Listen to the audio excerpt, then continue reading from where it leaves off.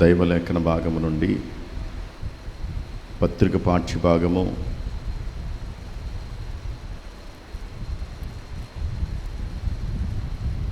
పేతురు రాసినటువంటి మొదటి పత్రిక 3వ అధ్యాయము 9వ వచనాన్ని మూలవాక్యంగా చదువుకుందాం. ఆశీర్వాదమునకు 3వ అధ్యాయము 9వ వచనము. మొదటి పేతురు. ఆశీర్వాదమునకు వారసులవుటకు మీరు పిలువబడితిరి గనుక మీరు పిలువబడితిరి. ఆశీర్వాదమునకు వారసులవుటకు మీరు పిలువబడితిరి. ప్రార్థన చేసుకుందాం. మహాపరిశుద్ధుడా, అత్యున్నత సింహాసనాసీనుడా,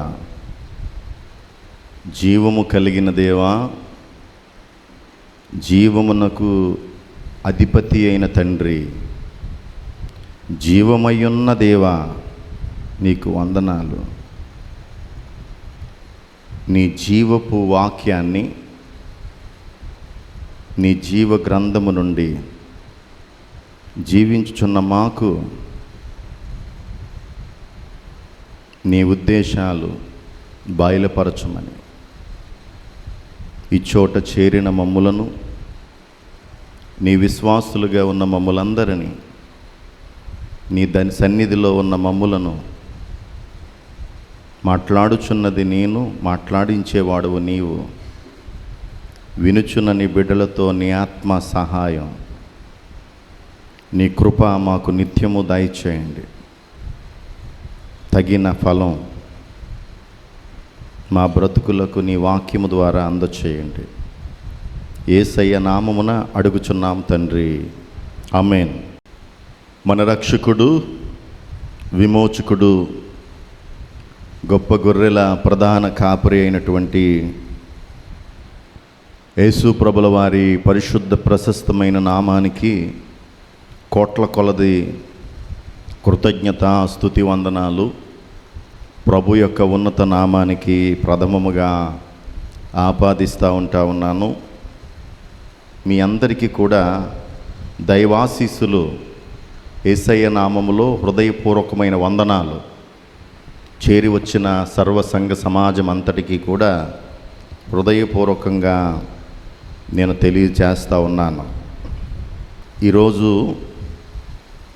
పరిశుద్ధ జీవగ్రంథములో ఉన్న టెక్స్టులు పేతురు పత్రిక, లూకా సువార్త. ఈ 2 టెక్స్టులు మనం చదువుకోగలిగాం. కొన్ని వాక్య భాగాలు ఇందులో మూలవాక్యంగా ఈరోజు నేను మీకు చదివి వినిపించిన మాట, ఈరోజు ఏ మాట చుట్టూ మన వాక్యం పరిధిలో ఉండాలో, ఈరోజు టెక్స్ట్లో ప్రభు మనకు ఏం సందేశాన్ని ఇస్తున్నాడో దాన్ని రూఢిగా మన మనసున లగ్నం చేయడానికి మన మనసులు స్థిరపడుద్దాం. మూలవాక్యములో ఏం చెప్పబడిందంటే, ఆశీర్వాదమునకు వారసులవుటకు మీరు పిలువబడితిరి. ఈరోజు అంశం ఏమిటంటే,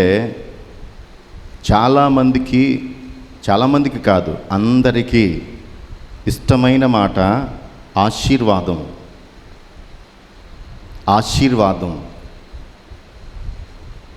ఈ మాట ఈరోజు మన అంశము, ధ్యాన అంశము, ఆశీర్వాదం. ఇక్కడ ఏమన్నాడంటే పేతురు గారు, ఎందుకు పేతురు గారు, ఈ 2 చోట్ల కూడా పేతురు గారు ఈరోజు ఇటు పత్రిక పాఠం రాసింది పేతురు గారు, ఇటు సువార్తలో కేంద్రీకృతమైనటువంటి వ్యక్తి పేతురు గారు. కాబట్టి అక్కడ సువార్తలో ఏది ఎక్స్పీరియన్స్ చేశాడో, సువార్తలో ఏది దగ్గరగా తాను మమేకమయ్యాడో, సువార్తలో ఏది ఎక్స్పీరియన్స్ చేశాడో, ఆ ఆశీర్వాదం తన జీవితంలో ఎలాగ పొందుకున్నాడో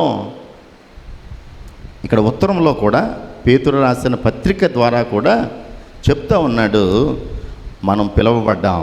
సంఘం, దేవుని సంఘము ఇక్కడ మాట్లాడిన మాట, మీరు పిలువబడితిరి. దేనికి పిలువబడితిరి? దేనికి పిలువబడితిరి? వారసులు. దేనికి వారసులు? ఆశీర్వాదమునకు. ఈ మాట, ఆశీర్వాదమునకు వారసులవుటకు. కాబట్టి ఈ ఆశీర్వాదం అనే మాట చాలా మధురమైన మాట. ఈ మాట ఇష్టం లేదండి ఈ మాట నాకు అనేవాళ్ళు ఉండరు ఎవరు. అందరికీ కూడా ఈ ఆశీర్వాదం అనే మాట చాలా నచ్చుతుంది, చాలా ఇష్టపడతాం. మన ప్రయత్నాలన్నీ ఆశీర్వాదం కొరకే. ప్రార్థన చేయండి మా బిడ్డ కొరకు, మా ప్రేయర్ రిక్వెస్ట్, నా కుటుంబము కొరకు, దేవుని ఆశీర్వాదం కొరకు. మానవుడు నిత్యం తన ప్రయత్నాలు ఏంట్రా అంటే ఆశీర్వాదముల కొరకే, ఆశీర్వాదము కొరకే. క్రైస్తవ సంఘానికి ఉన్న బ్యాడ్ హ్యాబిట్ ఏంటంటే ఆరాధనకు మాత్రం సమయానికి రాం, కానీ దేనికి ఉంటామంటే ఎప్పుడు వచ్చినా, ముందు వచ్చినా, వెనకొచ్చినా, చివరిలో వచ్చినా, చివరి ఆశీర్వాదానికి తలలాగా ఉంచేస్తాం. అవునా? ఆశీర్వాదం కొరకు మాత్రం నీవు మినహాయింపు కాదు. తండ్రి యొక్కయు, కుమారుని యొక్కయు, పరిశుద్ధాత్మ యొక్కయు నామమున ఓపెనింగ్ వర్షిప్కి, దానికి మాత్రం ఉండవు. ఓపెనింగ్స్ వద్దు మనకి, ముగింపు కావాలా. ప్రయత్నములో ఆరంభం ఉంటేనే ముగింపు చక్కగా ఉంటుంది.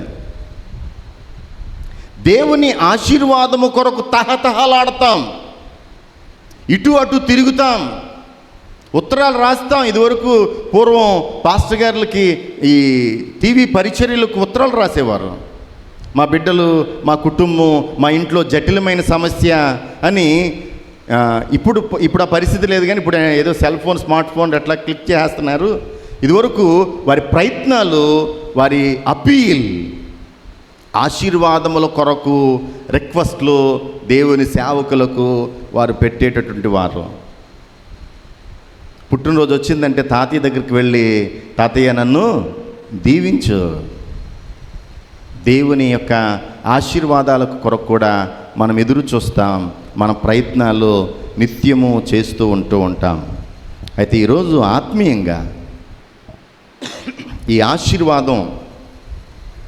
ఆశీర్వాదమునకు మనం వారసులు అవ్వాలంటే కొన్ని మార్గాలు, ఒక 3 ప్రాముఖ్యమైనటువంటి మాటలు టెక్స్ట్ నుంచి మీకు నేను చూపించే ప్రయత్నాన్ని నేను చేస్తూ ఉన్నాను. ఈ పేతురు భక్తుడు ఏదైతే మీరు పిలువబడ్డారు, దేనికి పిలువబడ్డారంటే ఆశీర్వాదమునకు వారసులుగా మీరు పిలువబడ్డారు. కాబట్టి ఆ ఆశీర్వాదం అనేది మన జీవితంలో పొందుకోవాలంటే, ఆశీర్వాదం మన జీవితంలో అందుకోవాలంటే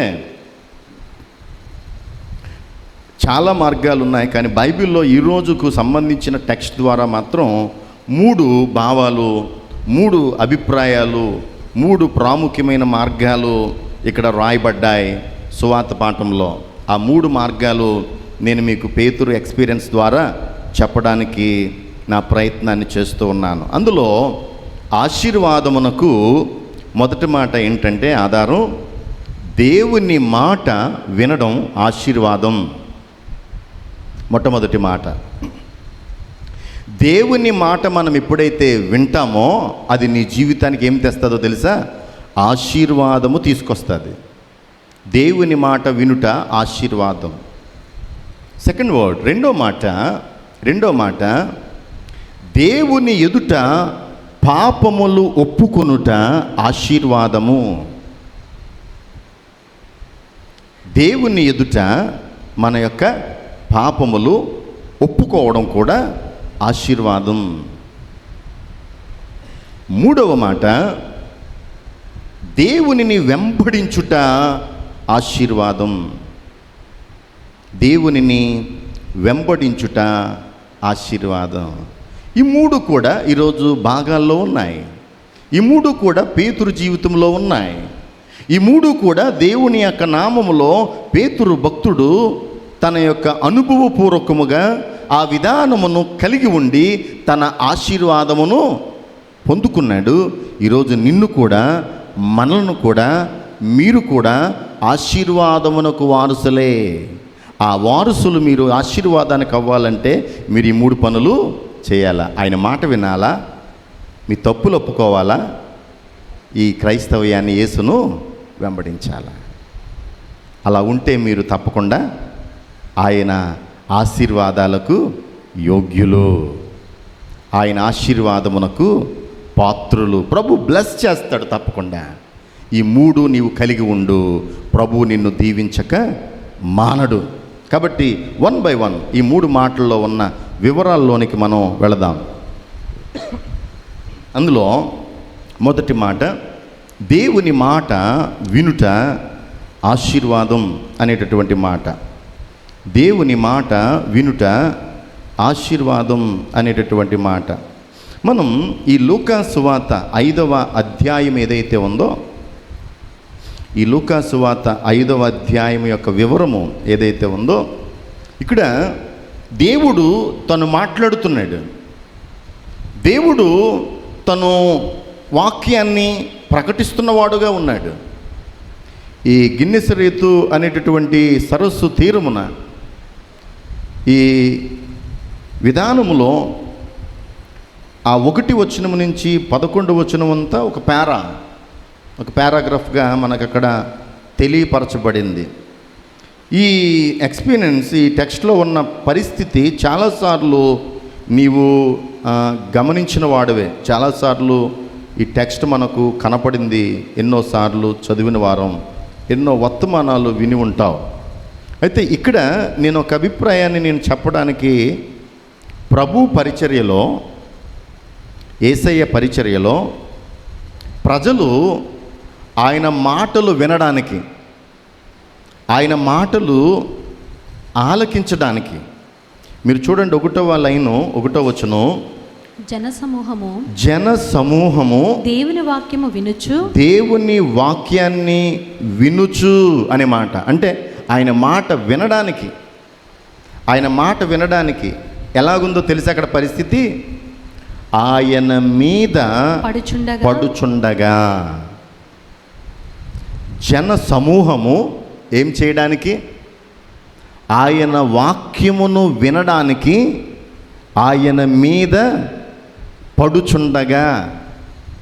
అక్కడ పరిస్థితి ఎలాగుందో ఒకసారి మనం ఊహించుకుంటే,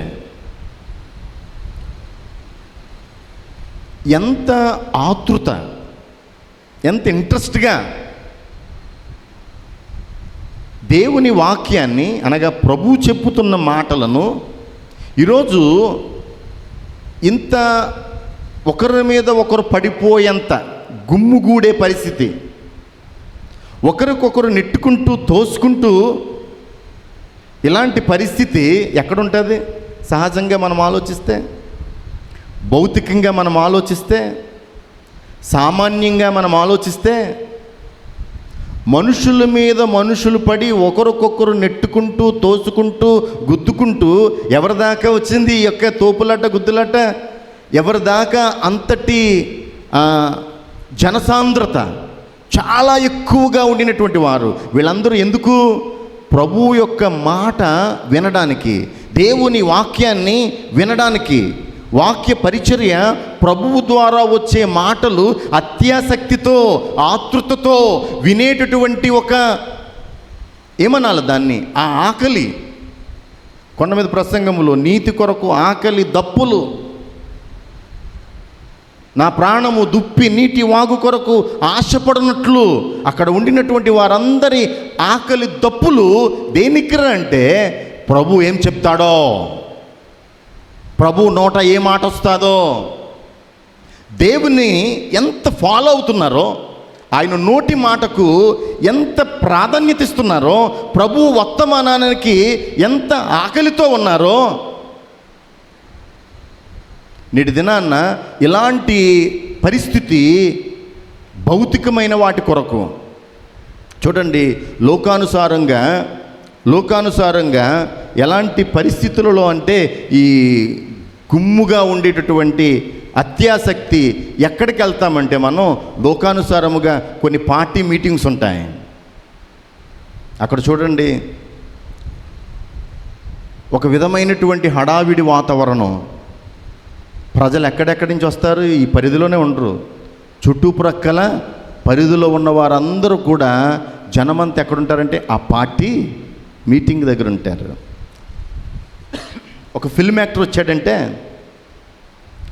ఒక సినిమా థియేటర్ దగ్గరికి ఓపెనింగ్స్ అయినటువంటి ఫిలిం దగ్గర చూస్తే ఒక ఫేమస్ స్టార్ రిలీజ్ అయిందనుకోండి సినిమా, ఆ హాల్ దగ్గర చాలా విస్తృతంగా ఉంటారు. అది ఒక డ్రామా అయినా, ఒక సన్నివేశం, ఒక ఫిల్మ్ డైరెక్టర్ దాన్ని డిజైన్ చేసిన, దాన్ని స్క్రీన్ ప్లే చేసిన, అవి ఒక డ్రామా అని తెలిసిన అక్కడ తన ఫేమస్ యాక్టర్ ఏ డైలాగ్ చెప్తాడో ఆ డైలాగ్ వినడానికి ఆతృతపడి ఒకరికొకరు గుద్దుకుంటూ తోసుకుంటూ చాలా రకాలుగా లోకానుసారమైన మనుషులు ఎలాగున్నామంటే మనం సామాన్యంగా లోక మాటల కొరకు పరుగు పెడతాం.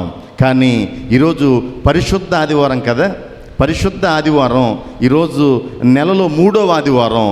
దేవాలయంలో మనందరం సకుటుంబ సపరివారి సమేతంగా ఇక్కడ ఉన్నామా? మనం ప్రభు సన్నిధిలో ఉన్నామా? మనం నీ ఇంటోళ్ళందరూ దేవాలయానికి వచ్చినట్టేనా?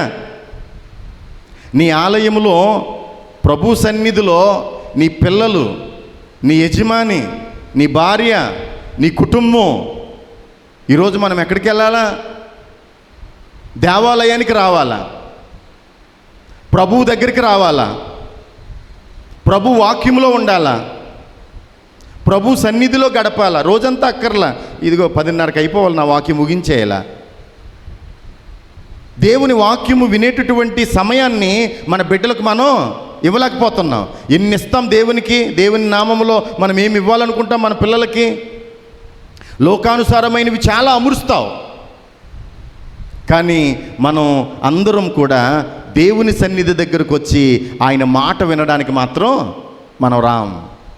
కానీ ఏమొచ్చేయాలి మనకి? ఆశీర్వాదాలు మాత్రం వచ్చేయాలి, ఆశీర్వాదాలు మాత్రం పొందుకోవాలి. కానీ ఆయన మాట వినడానికి నీవు, నీ కుటుంబము, నీ బిడ్డలు, నీ బిడ్డల బిడ్డలు మాత్రం ఆయన వాక్యము దగ్గరికి మాత్రం రావా? ఇదెంతటి ధర్మం. పేతురు గారి రోజు తన నావ, ఆ నావలో వలలు, ఆ వలలు, ఆ నావ బాగు చేసుకుంటూ వేటాడి, చేపల వేటాడిన అనంతరం తనకే చేప తన వలలో పడలేని నేపథ్యం, చాలా విచారంగా, చాలా నిరాశగా, చేపల వేటలో ఏ విధమైనటువంటి ప్రయోజనము పొందలేనటువంటి తన స్థితి, తన వలలు బాగు చేసుకుంటూ గడుపుతున్నటువంటి నేపథ్యం.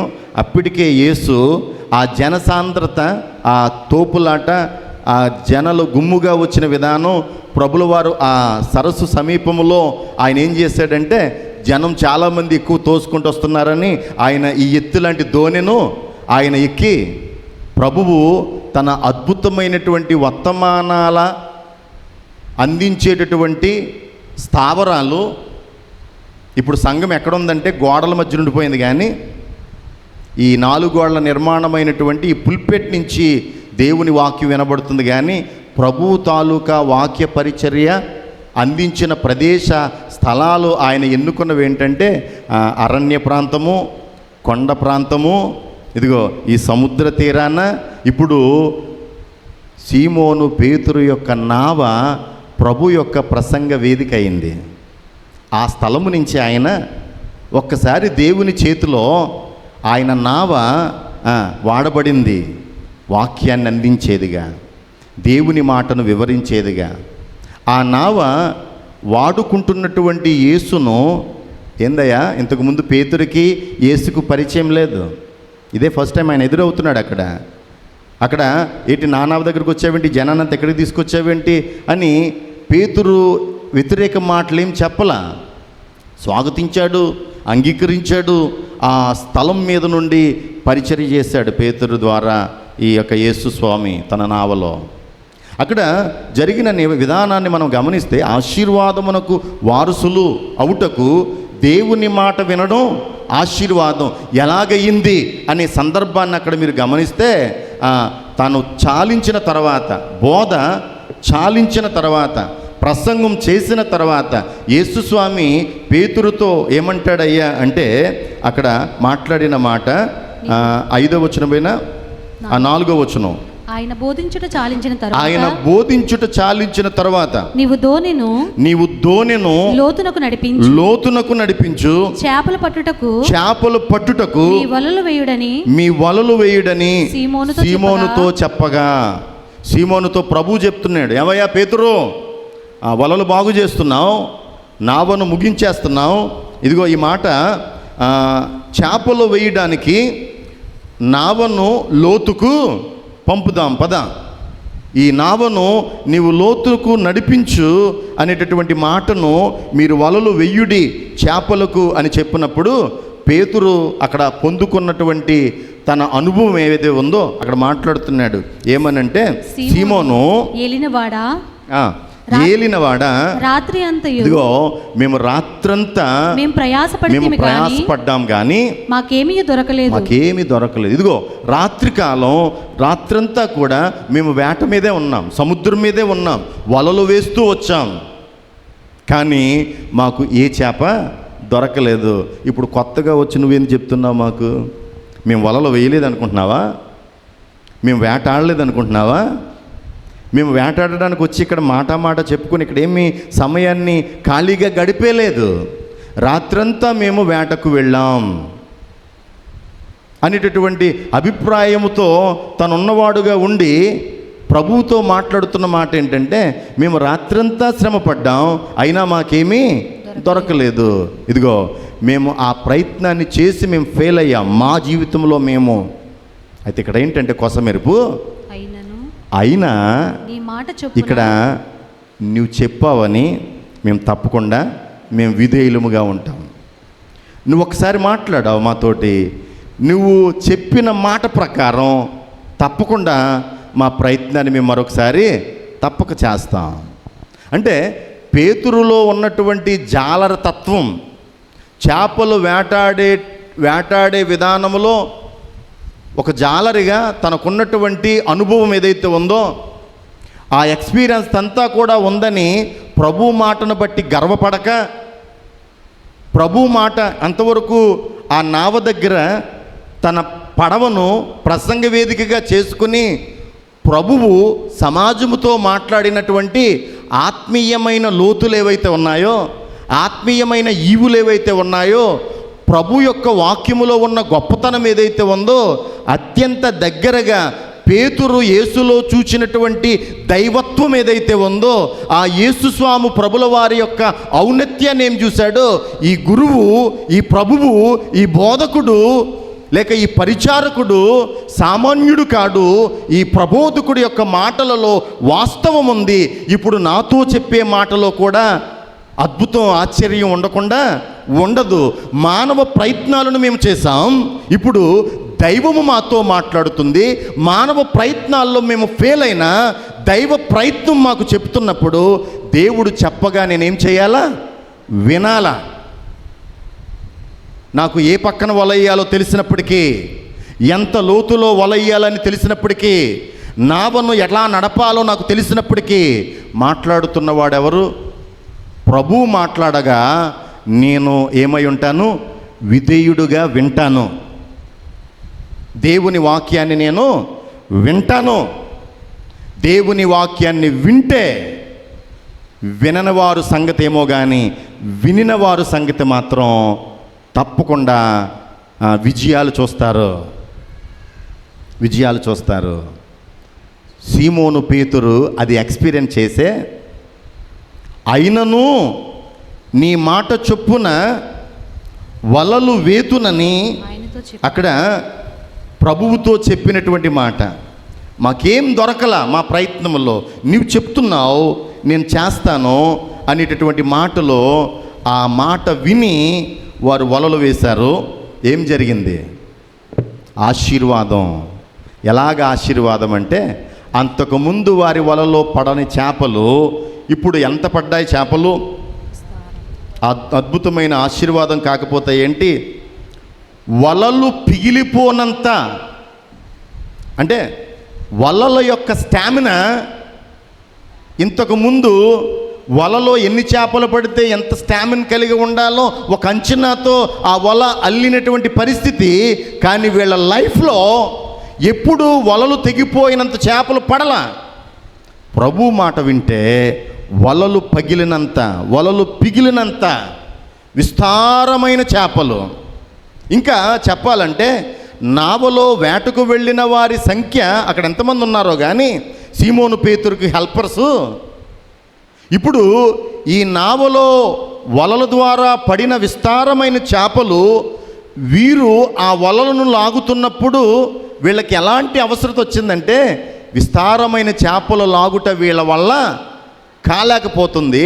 సైకిల్ చేసి, సజ్జలు చేసి పక్క నావలో ఉన్నవారు వచ్చి, సముద్ర ప్రయాణంలో ఒక నావ వారు ఇంకొక నావకి, తప్పకుండా ఈ సూత్రం వాళ్ళది, ఒక ఓడ అపాయంలో ఉంటే దగ్గరలో ఉన్న ఓడకు సిగ్నల్ వెళ్తాయి. తప్పకుండా ఈ ఓడవారు వారి సమీపంలోకి ఏ లోపమున్నా ఏ ప్రాబ్లం ఉన్నా వాళ్ళకి సహాయం చేయాలా. ఈ నావలో ఉన్నటువంటి పరిస్థితిని బట్టి కూడా విస్తారమైన చేపలకు అవి పిగిలిపోయి జారిపోకుండా వేరే నావవారు వచ్చి వీళ్ళకు సహాయపడేంత అన్ని విస్తారమైన చేపలు. ఇండైరెక్ట్గా అక్కడ ఉన్న అర్థం, ఎన్నో విస్తారమైన చేపలు. అక్కడ వాడిన మాట ఏంటంటే 9వ వచనంలో చూడండి, ఏలయనగా వారు పట్టిన చేపల రాశి అన్నాడు. అతడును అంటే ఒక పెద్ద రాశిలాగా ఆ చేపల వేట. అక్కడ అంటాడు కదా 9వ వచనంలో, అతనితో కూడా నున్న వారందరూ విస్మయముందిరి, ఆశ్చర్యం. ప్రభు మాట వింటే పక్కవాడు నీ ఆశీర్వాదాలను చూచి విస్మయము, ఏంట్రా వీడు ఇంతగా దీవించబడ్డా. అందులో సీక్రెట్ ఏంటంటే దేవుని మాట వినడం, దేవుని మాట వినడం.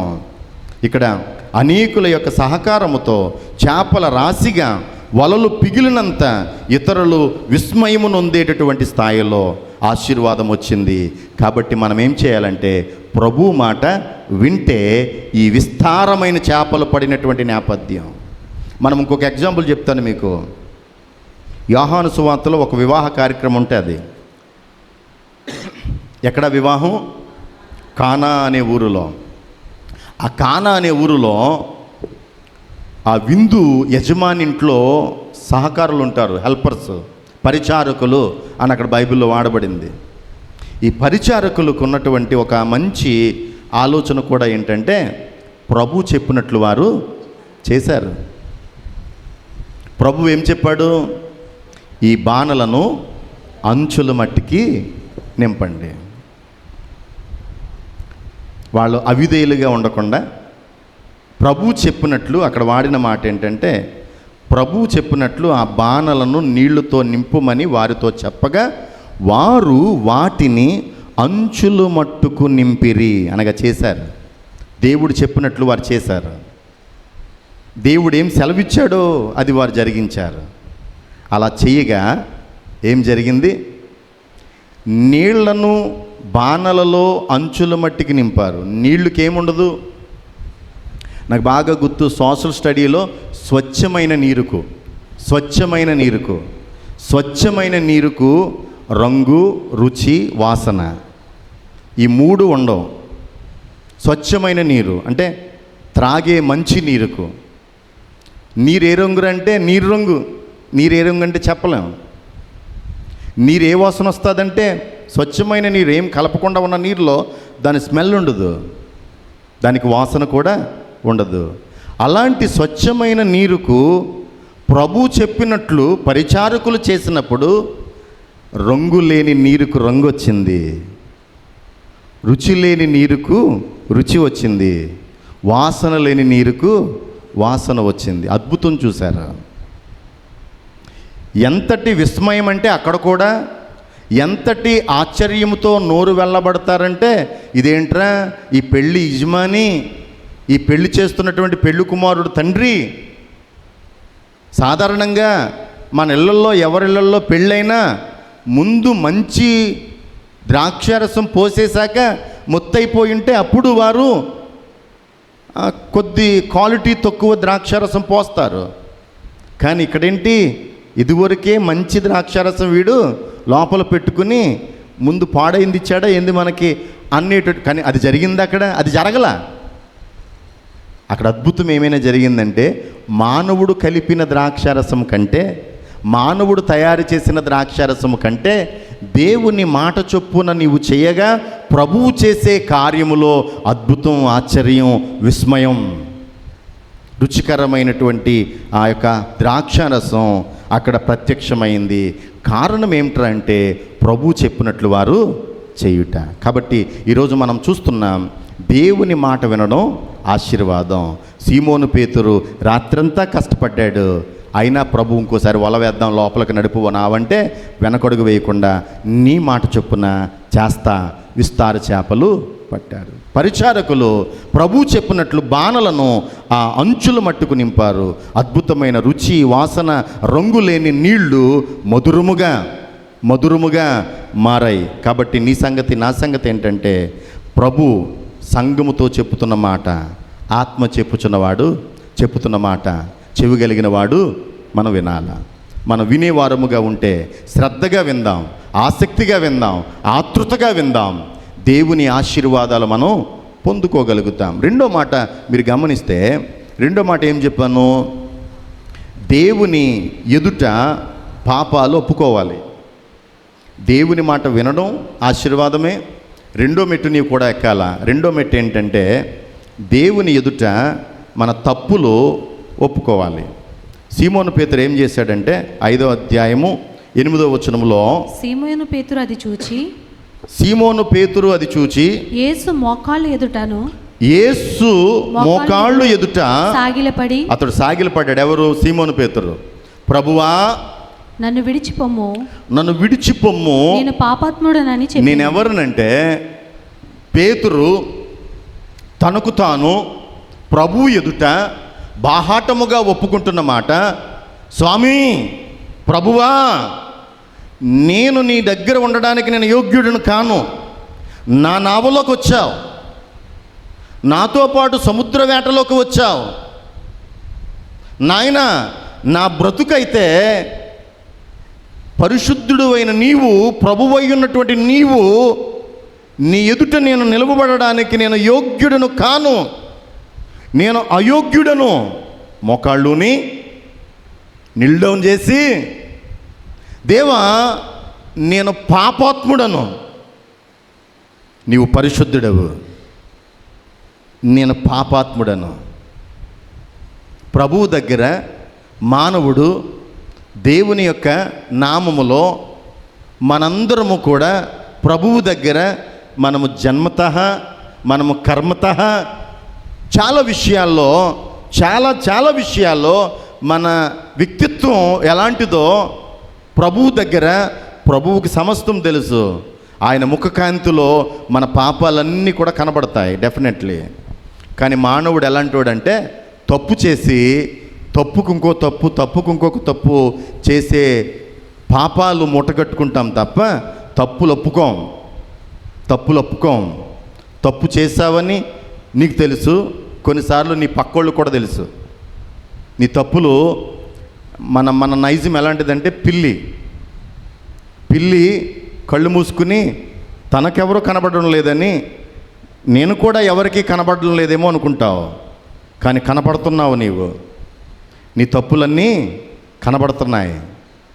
నీ మార్గాలన్నీ దేవునికి, నాకు, మానవునికి తప్పకుండా కొన్ని విషయాల్లో ఎదుటివారి పాపములు బయటికి కనబడతాయి.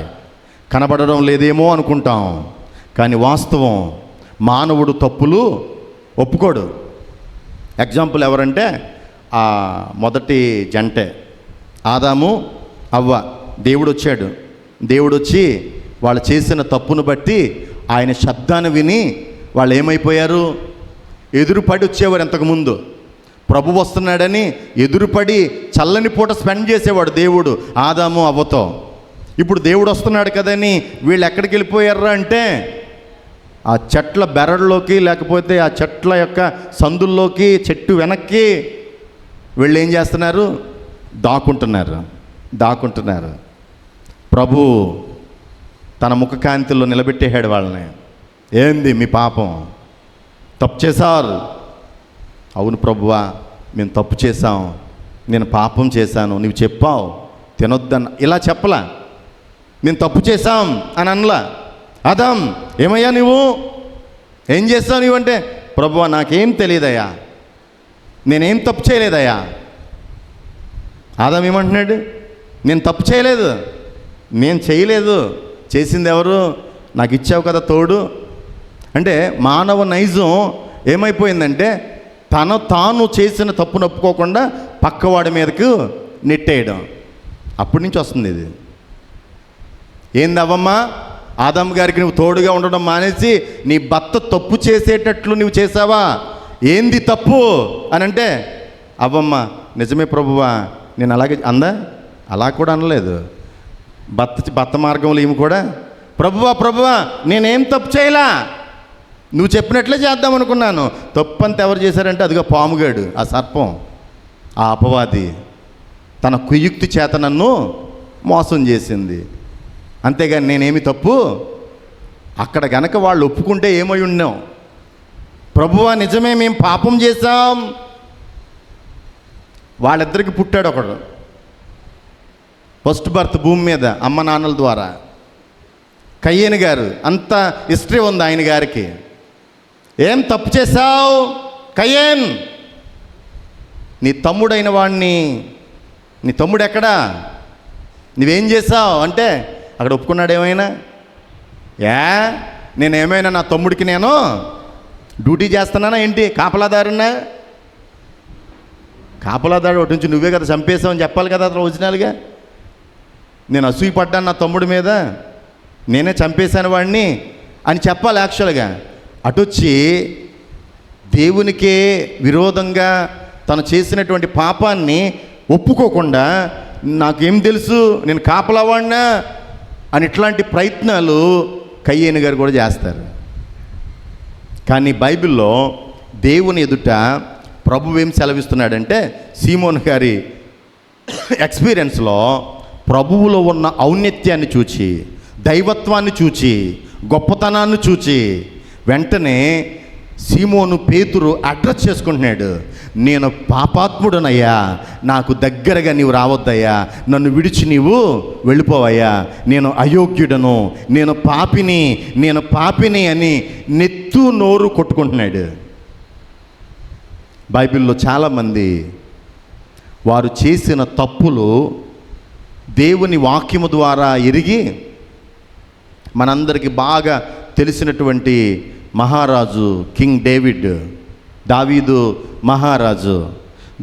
మహారాజు జీవితంలో తెలిసి 2 ఆజ్ఞలు అతిక్రమించాడు ఒక రీతిగా.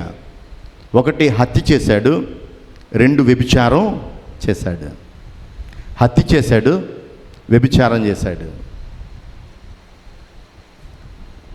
ఆ హత్య, వ్యభిచారం, ఈ 2 ఘట్టాలు కూడా దావీదు పాపి అని, దావీదు పాపాత్ముడని తనున్నటువంటి స్థితిలో సమూయేలు 2వ గ్రంథము 11వ అధ్యాయము మీరు గమనిస్తే 27వ వచనములో, అయితే దావీదు చేసినది యెహోవా దృష్టికి దుష్కార్యముగా ఉంది. దావీదు చేసినది ఏం చేశాడు? దేవుని ఎదుట పాపం చేశాడు. హిత్తీయుడైనటువంటి ఉరియా చనిపోయినట్టుగా ప్లాన్ చేశాడు. తన భార్య అయినటువంటి బత్షెబాను తన ఇంట్లోకి పెట్టుకున్నాడు. తను చేసినటువంటి ఒక విధానమైనటువంటి వ్యభిచారం ఆమెతో. ఆ వైను మీదైతే ఉందో అక్కడ మనం 12వ అధ్యాయం 13వ వచనానికి వెళితే, అంతలో దావీదు అతనిని భోజనమునకు పిలిపించెను. 12:13. అంతలో దావీదు అతని భోజనమునకు పిలిపించెను. అవును. అతడు బాగుగా తిని త్రాగిన తరువాత దావీదు అతని మత్తునిగా చేసెను. సాయంత్రమున అతడు బయలు తన ఇంటికి 12-13 ప్రకారం చూస్తే నేను పాపము చేసి తినని దావీదు నాతానుతో అక్కడ చెప్తూ ఉన్నాడు. ఏమంటున్నాడు ఇక్కడ? నేను పాపము చేసి తినని, నేను పాపము చేసి తిని అని. తన వ్యక్తిగతమైనటువంటి జీవితం దేవుని ఎదుట చేసిన దుష్కార్యం, ఊరియాను చంపడం కానీ, బత్షెబాతో తన శరీర సంబంధమైన వ్యభిచారము కానీ, ఈ రెండు నేపథ్యాలను బట్టి దేవుడు మాట్లాడాడు. ఎవరి ద్వారా మాట్లాడాడు? ప్రవక్త ద్వారా మాట్లాడాడు, నాతాను ద్వారా మాట్లాడాడు. నాతాను ద్వారా తన మనోనేత్రాలు విప్పబడేటట్లు, ఏ మార్గంలో దావీదు వెళ్ళాడు, ఏ అక్రమం దావీదు చేశాడు, ఏ కాని పని దావీదు చేశాడు. వాక్యం ఏం చెప్తుందంటే, చాలా పర్యాయాలు మనము కాని మార్గములో ఉన్నప్పుడు దేవుడు మనల్ని గద్దిస్తాడు. ఆయన వాక్యము ద్వారా మనతో మాట్లాడతాడు. మనము కాని మార్గములో వెళ్ళినప్పుడు, మనము కాని మార్గములో వెళుతున్నామని దేవుడు నీతో సూటిగా మన హృదయాలకు ఆ మాటలు తగిలినప్పుడు, దేవుని వాక్యము డెఫినెట్లీ మనం తప్పులు చేస్తే నిన్నే పర్టిక్యులర్గా ఎత్తు చూపిస్తుంది, నిన్నే పర్టిక్యులర్గా నీతో మాట్లాడుతుంది. వాక్యము డెఫినెట్లీ మన జీవితాలతో మాట్లాడాల. మన జీవితాలతో మాట్లాడలేని మాట మన ఆత్మీయ జీవితానికి ఉపయోగం కాదు. మనకు ఆత్మీయ రక్షణ ఇవ్వలేదు. పరలోక రాజ్య వారసులను మనం చేయలేదు. తప్పులు చేసిన వాళ్ళు పరలోక రాజ్యానికి వెళ్ళడం కాదు, తప్పులు చేసినోడు ఒప్పుకుని పశ్చాత్తాపపడి ప్రభువు దగ్గర విమోచన, క్షమాపణ పొందుకోవాలి. అలా పొందుకోవడానికి దావీదుకు దేవుడు ఒక గొప్ప ఆపర్చునిటీ ఇచ్చాడు. అదే దేవుడు దావీదుతో మాట్లాడడం, నాతాను ద్వారా దావీదుతో మాట్లాడడం. దావీదుతో మాట్లాడినప్పుడు విన్నాడు దావీదు కూడా విన్నాడు. వినిన తర్వాత దావీదు చేసిన పని ఏంటంటే, తన హృదయాన్ని, తన మానసిక స్థితి ఏదైతే ఉందో, నిద్రలేని రాత్రులు, ఎన్నో నిద్రలేని రాత్రులు, ఈ మాట ఉంటుంది బైబిల్లో నెంబర్ ఆఫ్ టైమ్స్. దావీదు యొక్క కన్నీరు, దావీదు తాలూకా దుఃఖం, దావీదు తాలూకా అంగలార్పు. గొప్ప రాజే దావీదు గొప్ప రాజే. కానీ దావీదుకు లోటేంటో తెలుసా? ఒక గ్రంథకర్త రాసిన మాటల్లో, దావీదు చాలా గొప్పోడు రాజు, కానీ దావీదు గారికి ఏం లేదంటే కంటి నిండా మంచి నిద్ర ఉండేది కాదంట. రాత్రిపూట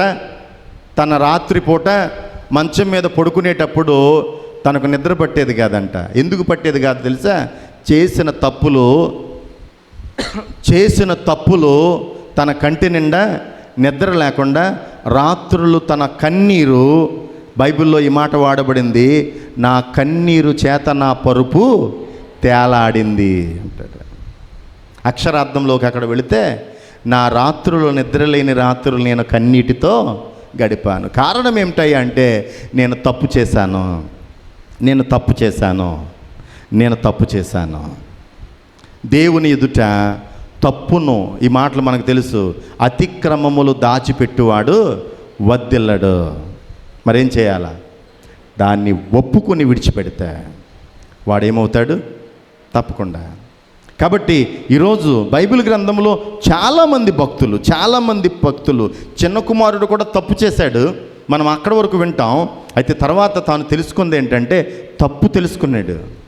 తప్పిపోయిన కుమారుడు ఏమనుకుంటాడంటే, నేను నా తండ్రికి, పరలోకమందున్న తండ్రికి నేను విరోధముగా పాపం చేశాను అని తను దేవుని దగ్గరికి వెళ్తాడు, తండ్రి దగ్గరికి వెళ్తాడు.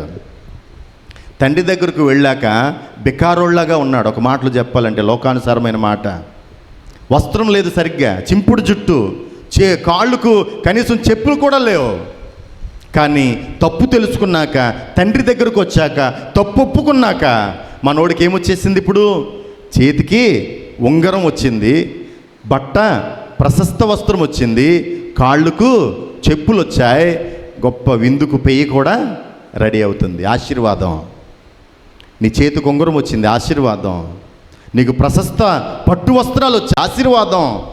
కాళ్ళకు చెప్పులు లేకుండా నడుస్తున్న నీకు చక్కటి చెప్పులు తండ్రి నీకు తొడిగించాడు.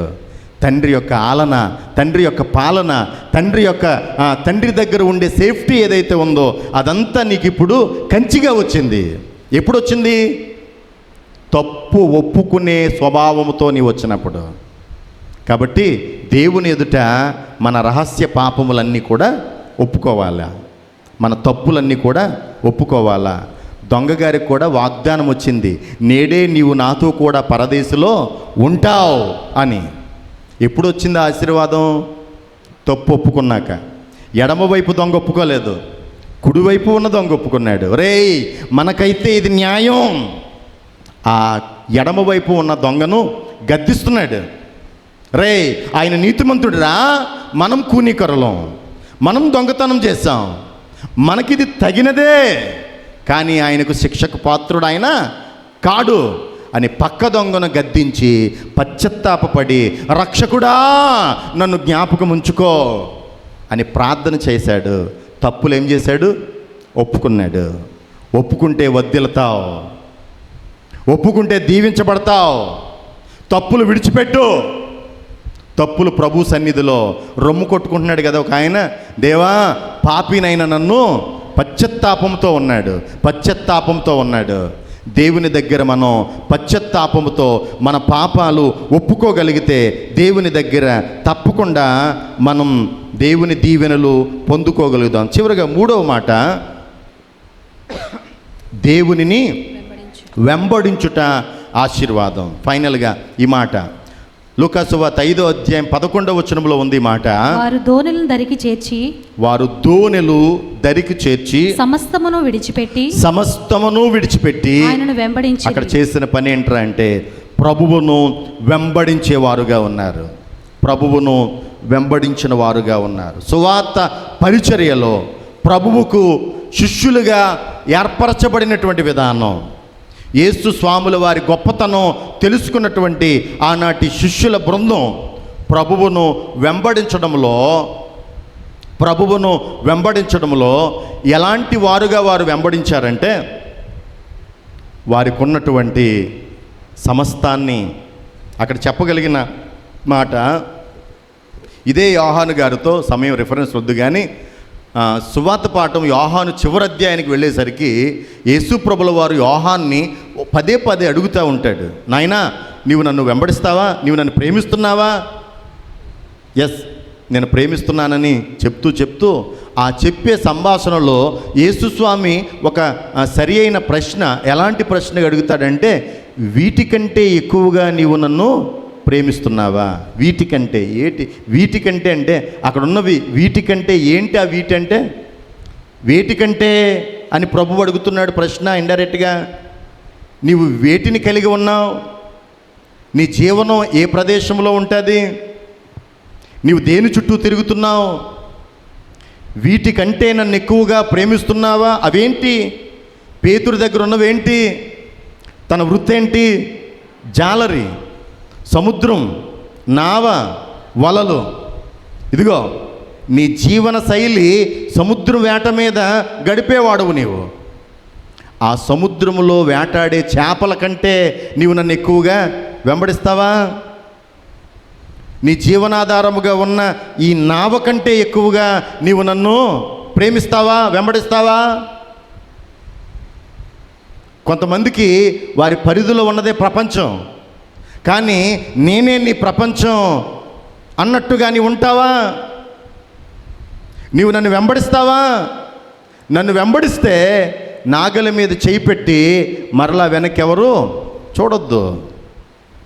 ప్రభువును శిష్యులుగా ప్రభువు ఏర్పరచుకున్న విధానాన్ని మనం గమనిస్తూ ఉన్నప్పుడు బైబిల్లో లేవి అను ఒక సుంకరి ఉన్నాడు. అతగాడి ఉద్యోగం ఏంటి? ట్యాక్స్ కలెక్టర్, పన్ను వసూలు చేసే ఉద్యోగం. ఎప్పుడు కూడా డబ్బు పెట్టుంటుంది దగ్గరగా. అలాంటి వాడి దగ్గరికి వెళ్ళి, కమాన్ లేవి, సుంకరి, నీవు వచ్చి నన్ను వెంబడించు. మనోడు ఆ ఉద్యోగాన్ని విడిచి, ఆ డబ్బును విడిచి, ఆ ప్రదేశాన్ని విడిచి ప్రభువును వెంబడించాడు. ప్రభువును వెంబడించిన వారికి వచ్చే ఆశీర్వాదం ఎంత గొప్పదంటే, ప్రభు మాట్లాడతాడు ప్రకటన గ్రంథములో, పరలోకములో వారి కొరకు ఏమున్నాయి? సింహాసనములు, ప్రభు రాజ్యములో ఉన్నవి. ప్రభువు కొరకు మనం వెంబడిస్తే, ప్రభు పరిచర్య కొరకు మనం ఆయన కాడి మోయగలిగితే, ప్రభువులో అనేకులను మనం నడిపించగలిగితే, ప్రభు పరలోకములో విస్తారమైన దీవెనలు ఆయన ఇచ్చే దేవుడు. అక్కడే కాదు, ఇక్కడ కూడా భూలోకములో మనం ఏం చేయగలుగుతామో, ఏ పని మనం చేయగలుగుతామో, మిక్కిలి అల్పులైన వారికి మనం చేస్తే ప్రభువుకు చేసినట్లే.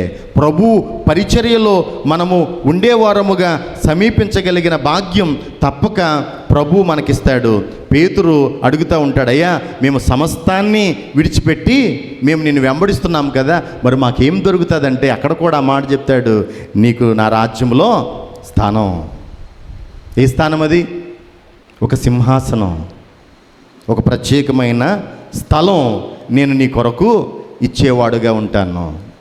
కాబట్టి ఈరోజు ఆశీర్వాదం అనే మాట, ఆశీర్వాదం అనే మాట, ఇది చాలా మధురమైన మాట, ఇది చాలా ఆసక్తిని కలిగించే మాట, అందరము ఇష్టపడేటటువంటి మాట. ఆశీర్వాదం కొరకు నేను ఆశీర్వాదకరంగా ఉండాలి, నా కుటుంబం ఆశీర్వాదకరంగా ఉండాలి, నా బిడ్డలు ఆశీర్వాదకరంగా ఉండాలి. అలా ఉండాలంటే మరి ఎలా ఉండాలి? ప్రభు వాస్తవానికి మనలను ఆశీర్వాదమునకు వారసులుగా ఉండుటకే ప్రభు పిలిచాడు. అయితే ఆ పిలుపులో మనం ఎలాంటి స్థానం మనకు ఉండాలంటే, నెంబర్ 1 ఆయన మాట, అనగా దేవుని మాట మనం విందాం, దీవించబడతాం. రెండవది, దేవుని ఎదుట మన తప్పులు, మన పాపాలను మనం ఒప్పుకుందాం, దేవుడు మనల్ని దీవిస్తాడు.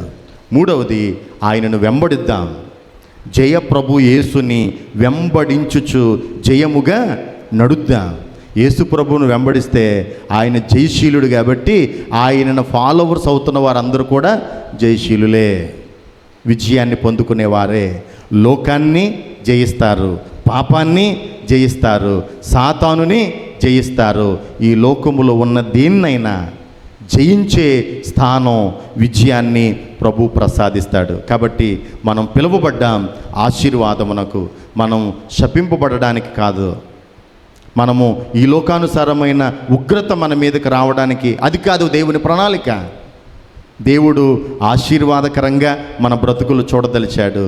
ఆ చూడదలిచిన విధానానికి మాట, పాపం, వెంబడింపు, ఈ మూడు విషయాలు తప్పక మాట వినేవారముగా, పాపాలు ఒప్పుకునేవారముగా, యేసును వెంబడించేవారముగా ఉండి పరిశుద్ధాత్మ దీవెనలు పొందుకునే సహాయము దేవుడు మనకు అనుగ్రహించునుగాక.